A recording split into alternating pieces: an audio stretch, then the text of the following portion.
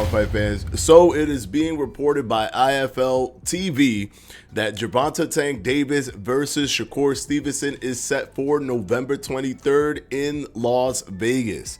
So this would actually be breaking news, considering the fact that there's been rumblings from, for example, Eddie Hearn and others, even Coach Kenny Ellis, as well as head coach Calvin Ford for the Gervonta Tank Davis camp, that this fight was in the works. Now, this fight, in my opinion, financially makes sense for all parties involved. It makes sense for Shakur Stevenson, it makes sense for Tank Davis, and it makes sense for the PBC, because for the first time, Shakur Stevenson is not under contract with any other promoters, which means they can literally just pull him in and the money would stay in-house. And if they give him a multi-fight contract, they could have a star on their hands or another star on their hands if Shakur Stevenson beats Tank. Because I think Tank Davis has the Mike Tyson effect, where even if he loses to Shakur, it'll make Shakur a star, but it'll keep him still being a star. Just like when Mike Tyson lost to Buster Douglas, it didn't change anything. It actually, he kept becoming more and more of a star because people are there for the show, right? Some people break through that narrative of just being the best and are just there for the show, for the spectacle. Same thing with Arturo Gatti. People watched Arturo Gatti because Arturo Gatti was entertaining, right? Even if he was getting beat up, even if it was a back and forth, even if he had a bunch of losses, you're watching Arturo Gatti for the Arturo Gatti show, you're watching Mike Tyson for the Mike Tyson show, and you're watching Tank for the Tank show. So even if Shakur Stevenson goes in there and beats Tank, that doesn't mean that his star power would go away. All that would mean is that PBC will now have two stars, one being Shakur Stevenson and another one being Tank Davis. So in my opinion, even if they were rolling dice on this, it's not as detrimental as a lot of people think. I know there's a lot of people in fear of Shakur Stevenson beating Tank Davis. Shakur Stevenson, on the other hand, I do believe his thing is that he's not lost, right? He has the Floyd Mayweather effect in that sense, where that's his thing, right? Because people hate to see him win. They want to see him lose. They want to see him do bad. They want to be able to meme him and all of that stuff.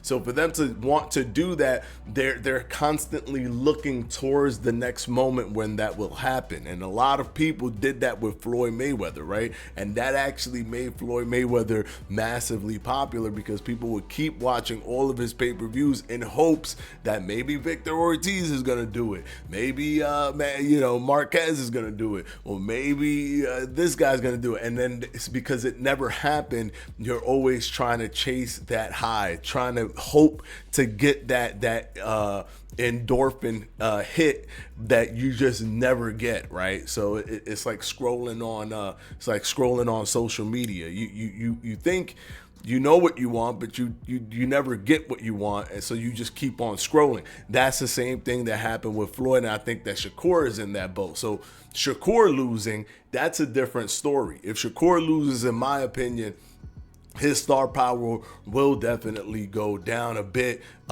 because his star power is tethered to him being so good and not losing the same way Floyd Mayweather was. At the time when Floyd Mayweather was uber popular, people weren't watching him for knockouts. People were watching him for either his skills or to see him lose.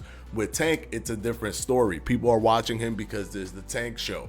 So I think that when they look at all of the different possible scenarios for this, to them, they can see it only as a win-win-win. It's not like Shakur's with Top Rank.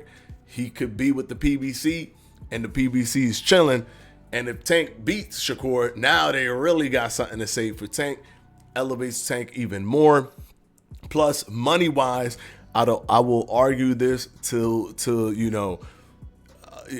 until whatever. Shakur Stevenson is the most profitable fight that Tank can make right now.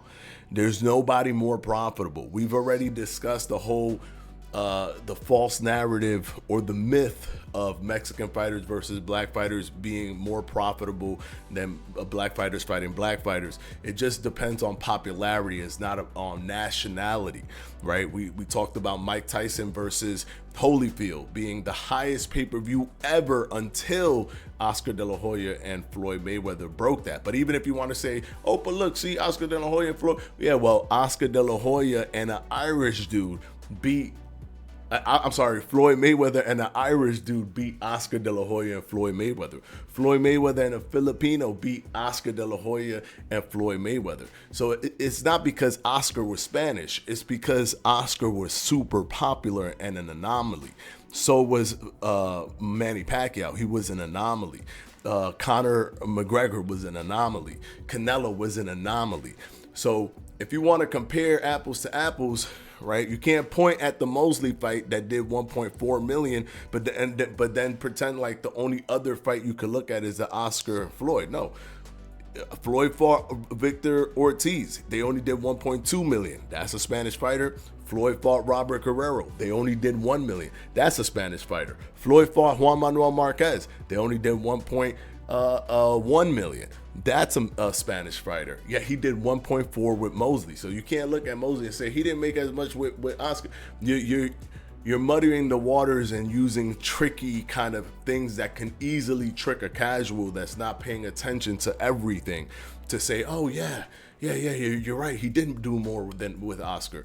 But if that was the case, then that should be the most money he's ever made or the most pay-per-views he ever sold. But the most he ever sold was with a Filipino, and the second one he ever sold was with an Irishman. So it's just popularity that actually matters, right? So Mike Tyson was uber popular, right? All of his pay-per-views was doing amazing.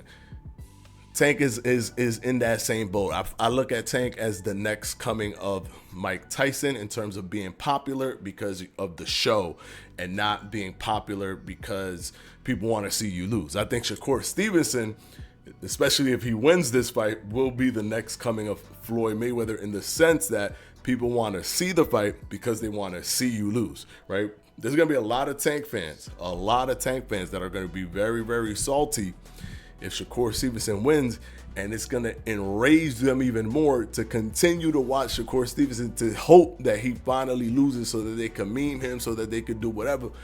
This is going to add a lot more value to Shakur Stevenson. So again, I think this is a win for all parties. Shakur finally gets his marquee fight that he wants to get, right? Shakur is finally going to be on that big platform. This fight is going to be a massive fight. I guarantee you ESPN is going to cover it. All these different people all these podcasts are going to be covering it. That the podcast that bleeds right into the casual market.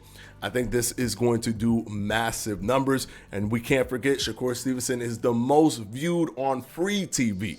So you can make fun of that all you want, but Lomachenko is also in that same comparison, and him versus Lomachenko versus Kambosos didn't do more numbers than Shakur Stevenson versus Artem Haratunian. Kambosos being known, Haratunian not being known. Shakur still pulling the most numbers. So they could bring that to the table, and they probably did. And all of the different things put together, we're getting that fight, or the PBC's deciding that this is a viable next move. And there's not really too many downsides to this. I'm telling you, even if Tank loses, he's still going to be super popular. I guarantee you, it's going to be the same Mike Tyson, Buster Douglas situation all over again. I mean, Mike Tyson will keep losing. Like, he lost to Holyfield, and the next fight they did, it was even more pay-per-views. And then when he fought Lennox Lewis, that did almost 2 million pay. So it didn't even matter. It's not like it was Holyfield that was running the pay-per-view because Mike Tyson had lost to Holyfield. No, man. Mike Tyson was still doing numbers even without Holyfield and doing a lot big numbers. So I definitely expect Shakur Stevenson to do the same going into this fight. So this is just amazing. Absolutely amazing. Anyways, we're going to go ahead and end it there. Let me know what you guys think. If this is true, we're still waiting on full confirmation. This is just breaking news from IFL TV. But if this is true, then we predicted that they would fight in 2024 back in 2023.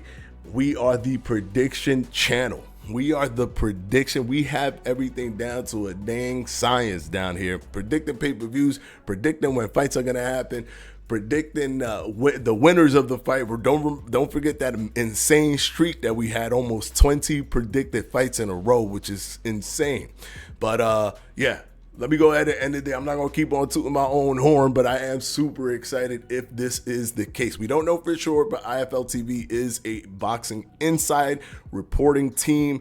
They do have connections to all of these different promotional companies. So they wouldn't be saying this if it wasn't true. They did talk about Eubank Jr. versus Crawford was a possibility back in March. However, they didn't say it was set for November. They just said, oh, they are close to closing a deal, and maybe that deal fell through, so I don't want to hold them to just that, like that thing, and say, well, that because they said that this can't be true. This is probably the case. Let's go. I'm so hyped. Let me know in the comment section below, guys. Are you guys hyped for this fight? Oh my goodness, this is the biggest fight of the year, hands down. It's not even close. It's not even close. All right, guys, until the next one, peace out.